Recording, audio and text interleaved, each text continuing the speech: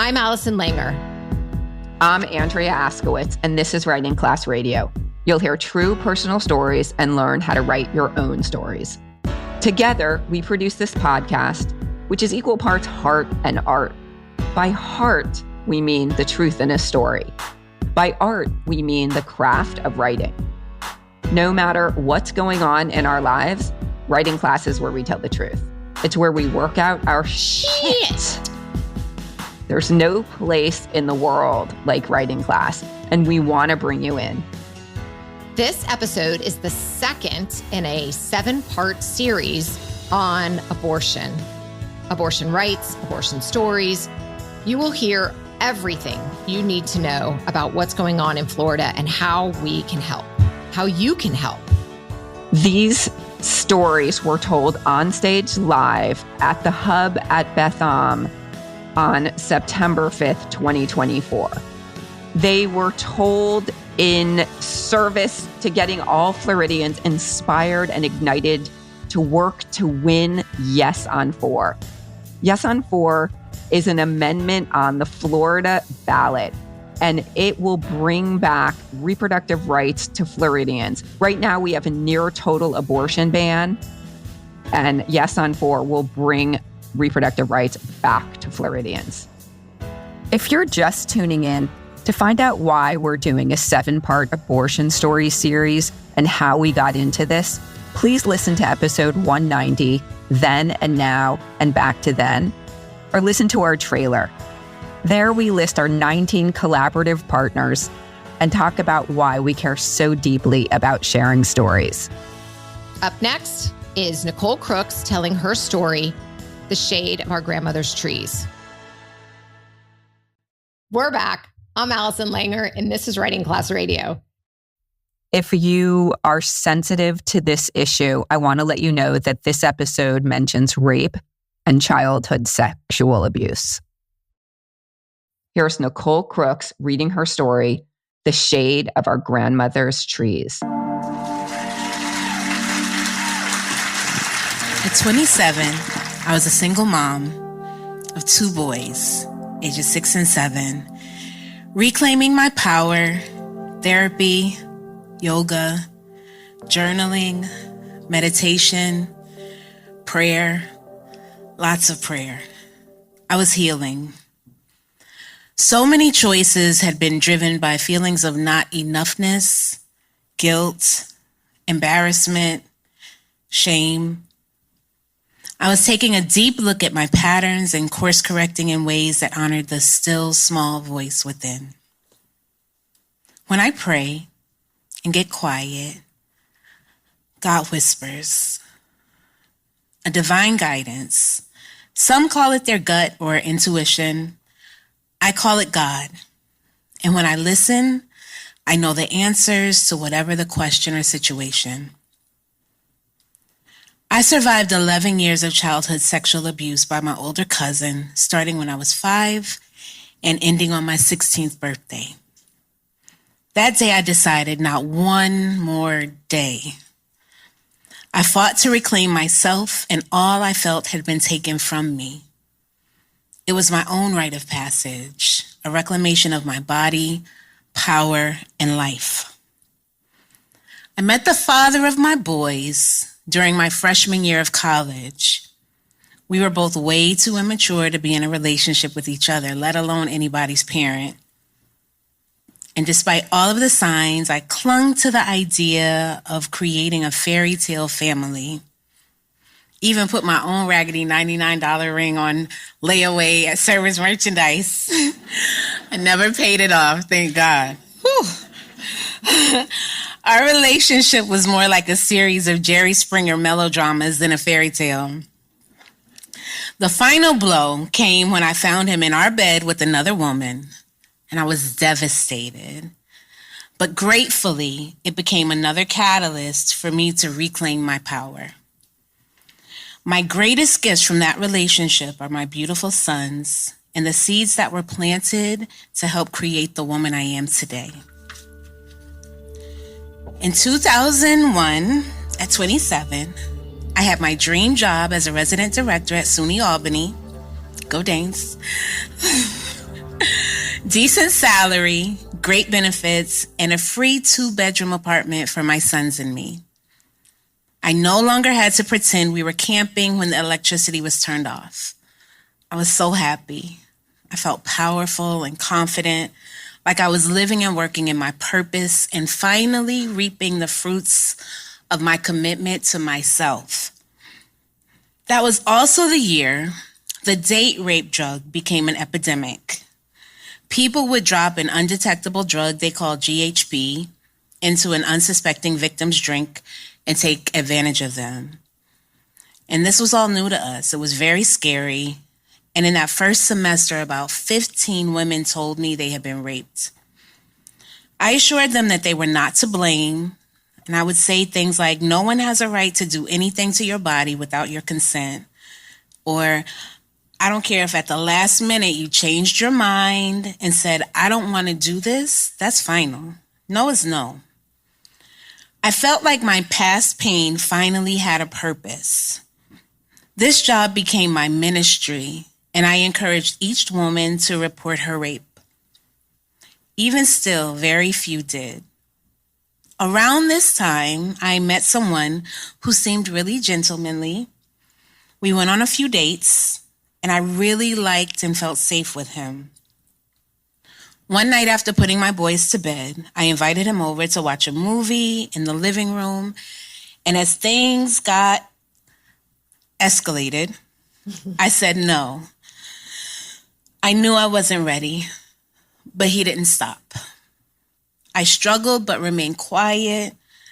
I didn't want to wake my boys. I could not have them walk in on that.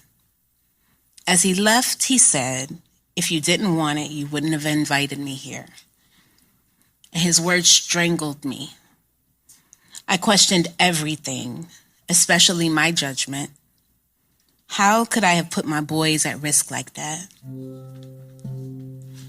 I felt ashamed and irresponsible. I questioned every decision that led to that moment. And I felt all of the things that my students used to say to me. I really just wanted the pain to go away and have my joy and sovereignty back. A few weeks later, I learned I was pregnant. And when I asked him to take responsibility for the cost of the termination, he said, oh, that's what you do? You kill babies now? I was torn. Part of me thought maybe I should continue the pregnancy. My oldest son was 7 at the time, and one day we were at the Champion outlet when he picked out a baby girl outfit, cute, and he said, this is for my baby sister. I was stunned.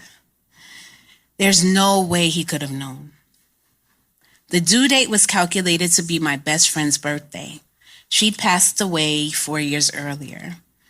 And I felt like the universe was sending me all of these signs. But I also knew that this pregnancy was a result of a painful rape. My best friend Tyreek helped me see that I needed to make the choice that was right for me. He reminded me that the rape was not my fault and supported me through the entire process. He was my rock. He told me, you have to do what's best for you and the boys, because ultimately it has to be your decision, because you'll be the one who has to deal with the choice. He also begged me to report it. I did not. I got quiet, prayed, and listened for God's voice. Ultimately, I called Planned Parenthood because I knew I wasn't equipped to care for another child, not on my own, especially one conceived through such a violation.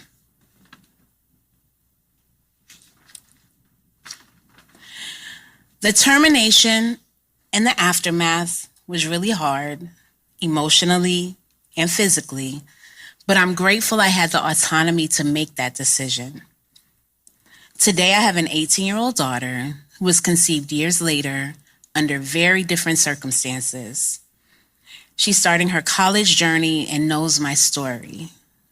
My prayer is that she'll never have to make a choice like this, But the idea that she and other women have lost the right to choose what happens to their own bodies is terrifying to me. There's a quote that inspires me. Blessed are those who plant trees under whose shade they will never sit. I'm grateful for all of our mothers and grandmothers who planted the trees for my generation. And I pray that I will be able to do the same for those generations that follow. Thank you.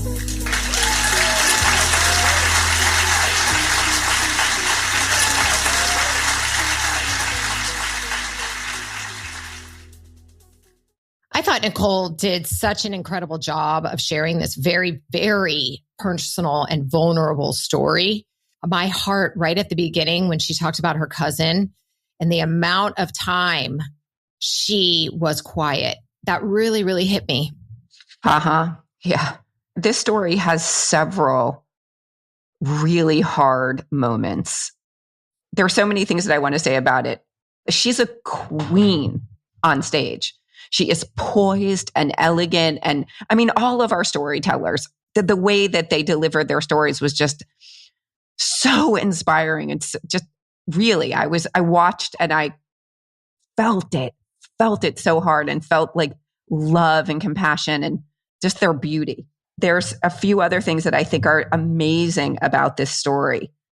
One of them is her voice. I get like such a clear sense of who Nicole Crooks is. She starts with praying. I mean, she does yoga and she does therapy, but prayer is her healing method. And she comes back to prayer throughout the story, and especially at the end. Okay, wait, there's three times. And when something is mentioned 3 times in the story, it really sinks in and works in a story. So she starts with prayer and she says, God whispers, when I listen, I know the answer. So we know that that's what she does. When she says the job as resident director was her ministry, that language is so brilliant because it's bringing back this religious aspect. And here she is later as an adult working with college students who have been raped. It's like she's telling us that like all the shit that she went through, there's a purpose for it. I just was so moved by that. And then at the very end, she prays and listens. And that's how she knows what to do. But what's really interesting to me is she is the person telling these college girls to report. And yet, when it happens to her, she doesn't report. So that was like, here's a beautiful, intelligent, take charge woman who's giving great advice to other people and can't even do it. That tells me it is a much bigger situation, like in our hearts and our brains and our minds. Like what we're going through is a whole body experience that causes us not to be able to go to the police. And that is a problem with our world. And by making these abortions illegal, it just exacerbates that. It's already hard enough. So what I didn't know, is that, yes, there are exceptions. There are exceptions to the 6-week abortion ban. But what they don't tell you is that you need a court order to get an abortion in cases of rape and incest. So I just want to tell you what the Tallahassee Democrat says is happening in cases of rape and incest or human trafficking. The law requires a copy of a restraining order, police report, medical record, or other court order or documentation providing evidence. So it's not the doctor's opinion. You can't just go to a doctor and say, I was raped. You have to stand in front of a judge and have a judge tell you whether or not you were raped and can now have this abortion. That is bullshit. Later in this series, we're going to hear from a doctor who explains really clearly how this exception, how all the exceptions in the current Florida law are not real exceptions.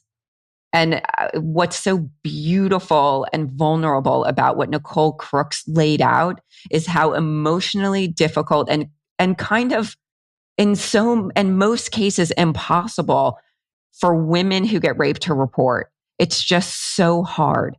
And to require women to report before they can get an abortion is cruel. And that's our current law. When she said she felt all the things her students said to her when she was in her story, when she's talking to her friend Tyreek. Yeah. Oh my God. I know. You can know something to the core, but acting is different. Mm-hmm. Yeah. Especially it brings up so much shame. It brings up stress and trauma from previous assaults and abuse. And it's just a lot. It's a lot to handle for women, people, anyone.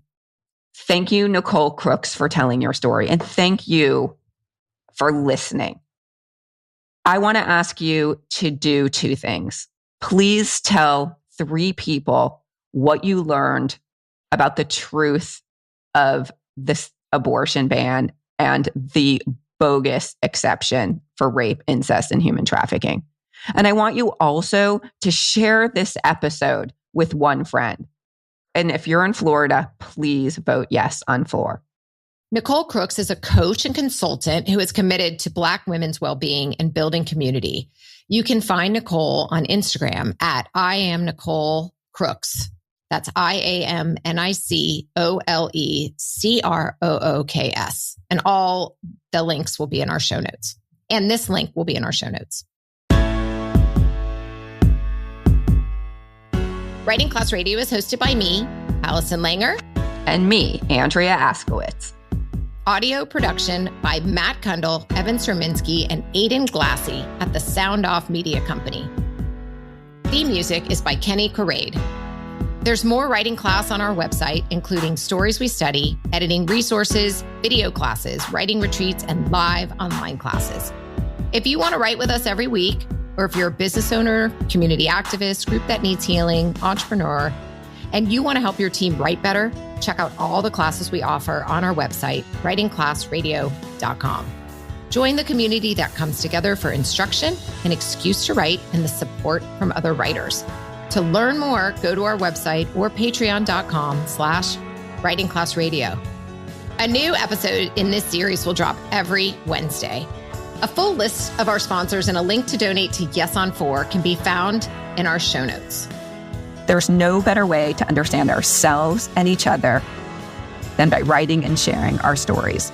Everyone has a story. What's yours? Produced and distributed by the Sound Off Media Company.